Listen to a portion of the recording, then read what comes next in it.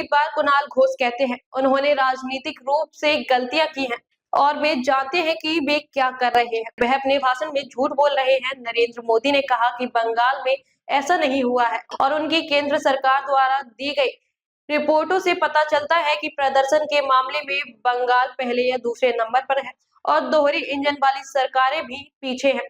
उनकी सरकारी रिपोर्ट में यह साबित हो चुका है पश्चिम बंगाल में केवल योगी लोग ही काम कर रहे हैं। ওনার দোষারোপ উনি করেছেন রাজনৈতিকভাবে এবং উনিও জানেন উনি যা বলছেন নির্বাচনের স্বার্থে উনি মিথ্যা কথা বলছেন।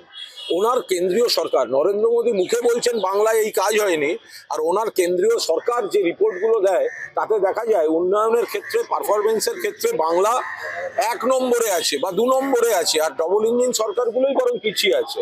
নরেন্দ্র মোদী রাজনৈতিক সভায় এসে এক কথা বলেন আর ওনার দফতর সরকারি রিপোর্টে প্রমাণ করে দেয় পশ্চিমবঙ্গেই সব থেকে বেশি ভালো মানুষের কাজ হচ্ছে।